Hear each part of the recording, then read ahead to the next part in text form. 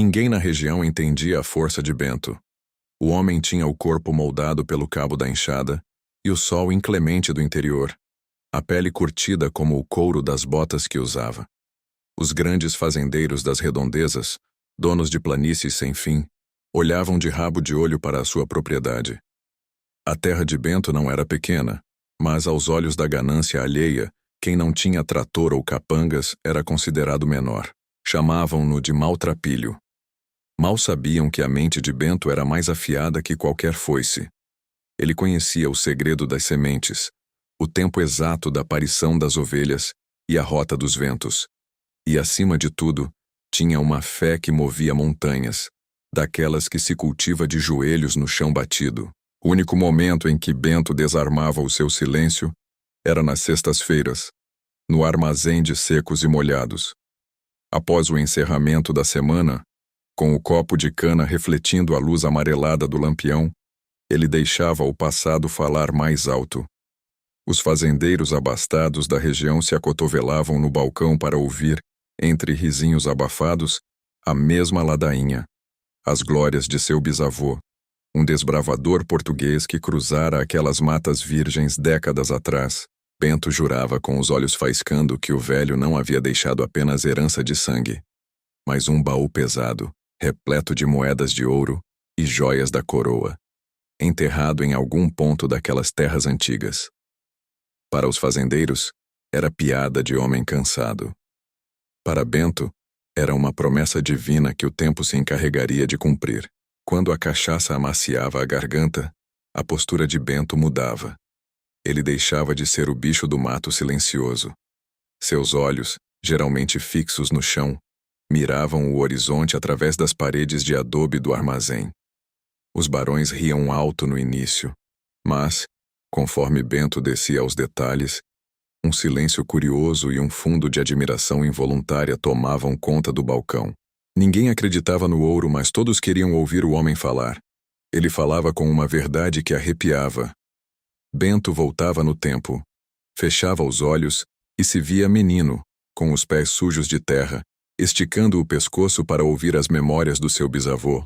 Ele se lembrava das histórias sobre o cais do porto, do cheiro forte de maresia, do rangido das cordas e do vai-vem das ondas que pareciam engolir o mundo na juventude do velho. Lembrava-se da angústia e da emoção pura que sentia ao imaginar aquela enorme embarcação de madeira escura que outrora atracara na costa, manchada pelo sal e pelo sol de meses em alto mar. O coração do pequeno Bento quase saía pela boca com as narrativas. O bisavô não era santo. Bento fazia questão de dizer isso para dar peso à história. O velho era um lobo do mar, um homem bruto que trazia o cheiro de pólvora e o sotaque carregado de Portugal. Ele não caçava monstros, caçava riquezas e sobrevivência. Bento narrava as batalhas reais que o bisavô enfrentou em navios mercantes, o estrondo dos canhões que ensurdecia a tripulação, o desespero de defender a carga contra saques de corsários franceses e holandeses na costa, e o gume frio das lâminas em combates corpo a corpo no convés escorregadio de sangue e água. O velho falava de homens que se perderam no mar pela ganância do ouro e daqueles que, como ele, guardaram o que pilharam em baús pesados de ferro e madeira de lei, trazidos para o interior na tentativa de recomeçar a vida longe do alcance da coroa. Para provar que não era delírio, Bento sempre levava a mão ao bolso da calça remendada. Ali ele guardava a sua maior relíquia, uma lembrança que o bisavô lhe entregou quando ele ainda era uma criança. Uma velha moeda de prata, gasta pelo tempo, com as armas de Portugal cravadas em relevo, e uma pequena bússola de latão arranhada, cujo ponteiro ainda insistia em apontar para o norte. Os fazendeiros olhavam para aqueles objetos com um riso amarelo. Desacreditavam do baú. Mas o realismo das cicatrizes que Bento descrevia no bisavô os fazia engolir em seco. Havia sangue e verdade demais naquela história para ser apenas invenção de balcão. Depois das histórias, Bento guardava a moeda e a bússola no bolso e pagava o seu Martins. O corpo doía pelo cansaço dos dias puxados na roça, mas a mente estava leve. Ele caminhou firme até a saída e olhou para a noite. Lá fora, amarrado no poste de madeira sob a luz do luar, estava o seu cavalo, seu fiel companheiro de tantas jornadas. O animal, também sentindo o peso do dia, virava a cabeça e olhava para o dono. Era um olhar que Bento conhecia bem. Como era de costume, o bicho parecia chamá-lo, convidando o dono a deixar o falatório dos outros para trás e pegar o caminho de casa. Antes de montar, Bento levou a mão à cintura. Com um movimento discretamente prático de quem conhece os perigos daquelas estradas desertas, ele ajeitou o coldre de couro, guaranteeing que o seu velho revólver estivesse firme e ao alcance da mão. Não era homem de briga, mas a prudência andava junto com a sua fé. Ele se despediu dos que ficavam com um aceno curto de cabeça, montou no animal com a agilidade de quem viveu a vida toda na sela, e no passo compassado do cavalo, sumiu na poeira da estrada escura, deixando o burburinho do armazém para trás. A estrada de terra se estendia como uma fita clara sob o céu. Era uma noite de lua cheia, daquelas tão brilhantes que pareciam clarear o mundo inteirinho. Uma chuva de sereno caía de leve, um orvalho fino que refrescava sem apagar a beleza da noite ou atrapalhar a visão. Bento não tinha pressa. Ele parecia curtir cada palmo daquele caminho. De longe, lá no alto da colina, já dava para avistar a silhueta escura da sua casa. Mas o trajeto ainda exigia paciência. Ali, isolado do mundo e guiado apenas pelo caminhar calmo do seu fiel amigo, Bento desarmou de vez a sua guarda, olhou para o céu estrelado e, com a sua voz grossa e calejada pelo tempo, começou a entoar uma cantiga antiga, uma daquelas bem velhas que falavam de terra, de fé e de destino, que ele aprendeu na infância. Lanzudo, o cavalo esperto e de olhos sempre atentos, parecia entender cada verso. Eles eram como carne e unha.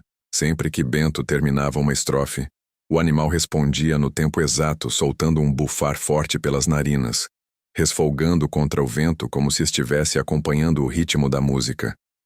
Para demonstrar a sua alegria com a cantiga, Lanzudo dava um leve pique, um trote curto e saltitado, num molejo que parecia entreter o dono e encurtar a distância.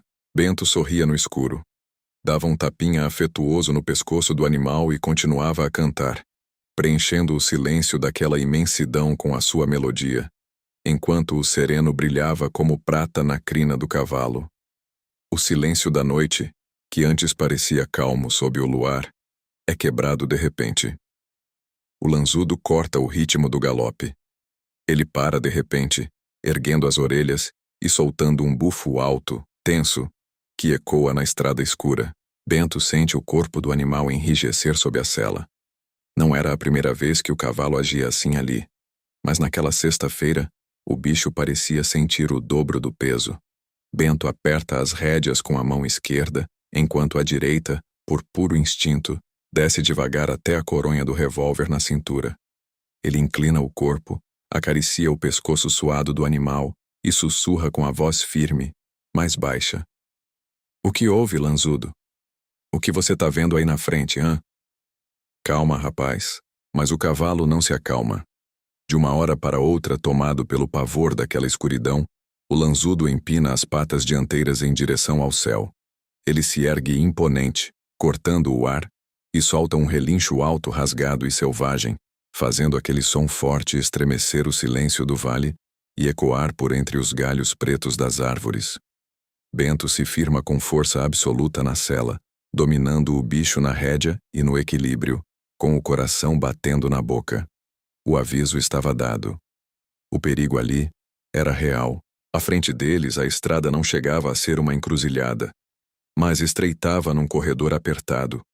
Uma descida leve cercada por árvores grandes, cujas copas se entrelaçavam no alto, tapando quase toda a luz da lua. Ali era o lugar onde os fazendeiros e coronéis da região costumavam abater o gado. Naquela mesma sexta-feira, o trabalho de corte tinha acontecido. O chão de terra batida ainda guardava o cheiro forte, ferroso, do sangue fresco que a terra tinha bebido horas antes. As sombras das árvores pareciam ganhar vida na escuridão. O vento passava entre os galhos fazendo um som que lembrava um sussurro ou um lamento. O Lanzudo, depois do susto, nega as esporas, anda de lado, pisando duro, com os olhos bem abertos, mirando o meio daquele túnel escuro. Bento engole seco. Ele sabe o peso que aquele lugar carrega, a opressão dos homens que se acham donos da vida e da morte naquelas terras. Mas Bento é homem de fé e de linhagem forte. Ele respira fundo, firma as pernas no bicho e sussurra uma oração rápida em pensamento. Vamos, meu velho. Nós dois conhecemos o caminho de casa. Nenhuma sombra destrói quem anda na luz. Com paciência e autoridade, ele força o cavalo a entrar no corredor. Cada passo ali dentro parece durar uma eternidade. O cavalo vai tenso, tremendo, com o pescoço erguido, desviando de cada sombra projetada no chão. Bento mantém os olhos atentos a cada tronco de árvore, com o dedo pronto no gatilho, esperando a qualquer momento uma tocaia ou uma surpresa. Eles avançam sob o teto de galhos pretos. O cheiro de sangue aos poucos vai ficando para trás. E então, finalmente, o corredor se abre. O lanzudo aperta o passo e, de repente, eles saem do túnel de árvores. O luar bate limpo e claro de novo na estrada aberta, iluminando o caminho. O cavalo solta um arfar longo, relaxando o corpo, e Bento finalmente tira a mão da cintura, limpando o suor da testa. Eles passaram. O perigo ficou para trás, guardado no escuro daquele corredor. Dali para a frente, a estrada até a sua casa estava livre. Bento olha para o céu, agradece em silêncio e segue o caminho, sabendo que a sua integridade e o seu espírito continuavam intactos contra qualquer escuridão. Eles finalmente sobem a última ondulação da estrada e avistam a porteira de madeira da fazenda. Mas o clima ainda não voltou totalmente ao normal. O lanzudo continua diferente, com as orelhas inquietas, mastigando o freio e pisando firme, com uma agitação que parece queimar por baixo da pele. Ele sabe que chegou em casa, mas a adrenalina daquele corredor escuro ainda corre viva em suas veias. Bento desce do cavalo, abre a porteira pesada e guia o animal para dentro. No galpão, sob a luz mansa do luar que atravessa as frestas do telhado, Bento repete o ritual de todas as noites, mas com um respeito ainda maior pelo seu companheiro. Ele afivela o revólver no prego da parede, desfaz as amarras da barrigueira e puxa a sela pesada, sentindo o calor e o suor subirem do lombo do bicho. Assim que se ver livre do peso da sela, o lanzudo dá uma sacudida forte no corpo, estalando o couro para espantar o cansaço. Bento pendura o arreio no caibro do galpão. Passa a mão na testa e, segurando apenas pelo cabresto, caminha com o lanzudo para fora, cruzando o terreiro até o limite da porteirinha. O cavalo já não aguenta mais ser contido. Ele caminha empinando levemente à frente, esticando a corda, louco para se livrar de qualquer amarra. Bento sorri, compreendendo o sentimento do amigo, e desata o nó do cabresto. No segundo em que se vê livre, o lanzudo dá meia volta com o corpo. Ele se exibe imponente, com o pescoço arqueado e a cauda erguida como uma bandeira de triunfo. Ele dá 2 saltos curtos para o lado, desafiando a gravidade, e arranca numa disparada selvagem pelo pasto. Ele corre em direção ao horizonte, apontando justamente para o lado de onde vieram, como se quisesse mostrar para as sombras daquele corredor que ele era o verdadeiro dono da noite. No meio do pasto, banhado pelo brilho prateado da lua cheia, o lanzudo cessa a corrida. Ele para, ergue a cabeça em direção ao céu estrelado e solta um relincho longo, alto e cristalino, que ecoa por todo o vale como um grito de vitória.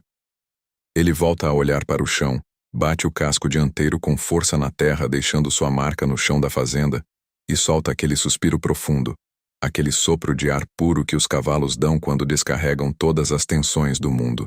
Noite está tão fria e o peito dele está tão quente que o vapor de sua respiração corta a escuridão, formando uma lufada de névoa branca que viaja por mais de 1 metro no ar, antes de sumir no luar.